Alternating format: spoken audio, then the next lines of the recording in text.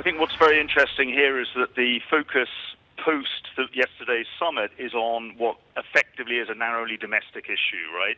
It's the partisan outrage against Trump's comments about the intelligence community and his dismissal of those. I think what was very interesting on both parties was the clear aim to focus on small concrete steps they could take to move the relationship forward. This was the first time the two leaders were meeting in about 18 months. It was the first time they'd had a bilateral dialogue at this level. And I think, both parties will come away, notwithstanding the partisan outrage that's happening now as a result of Trump's comments, but I think both sides will be relatively satisfied with the way the summit has turned out for them.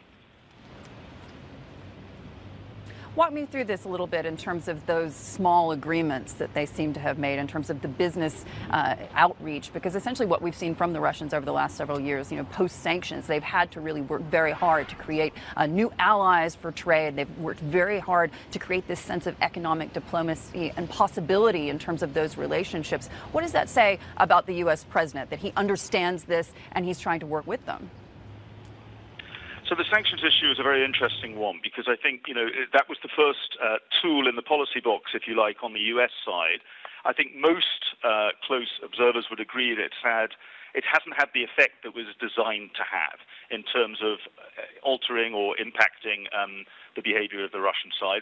As you rightly say, it's actually led to the Russian side to look for new trading partners. They developed a certain, that they've developed in terms of import substitution and in some of their markets, such as agriculture or heavy machinery or chemicals. So it's potentially had a positive effect.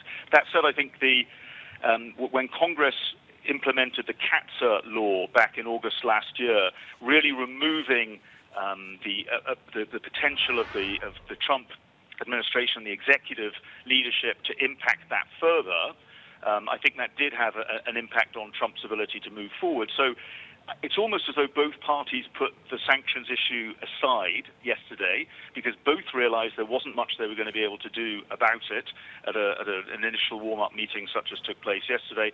And they decided instead to focus on creating a number of smaller bilateral working groups to focus on issues which they could do something about.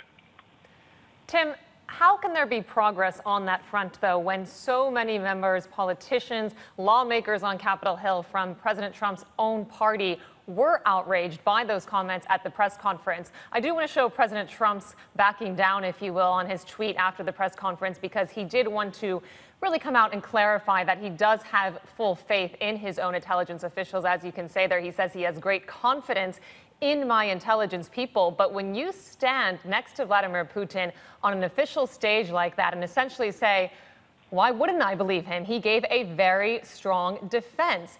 Is the damage already done here?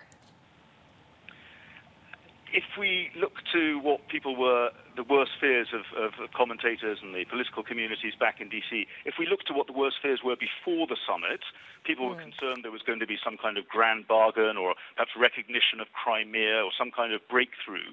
Then I think Trump's comments, if we put them in that context, are actually a relatively, they will blow over. It's part of it. It's hitting the news cycle today, and rightly so, and there's going to cause a lot of consternation on Capitol Hill. But people will move on from that, as they have with, what we saw after the sort of some of the comments in the past, before the NATO meetings, before EU meetings.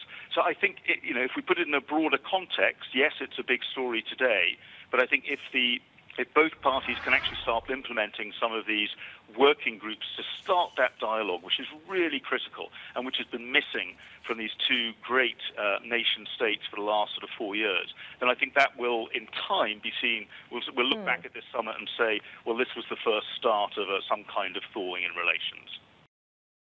Hey everybody, it's Hadley Gamble from our new CNBC Middle East Bureau in Abu Dhabi. Thanks for stopping by. Now to watch more, you can try one of the videos that just popped up on your screen. And don't forget to subscribe.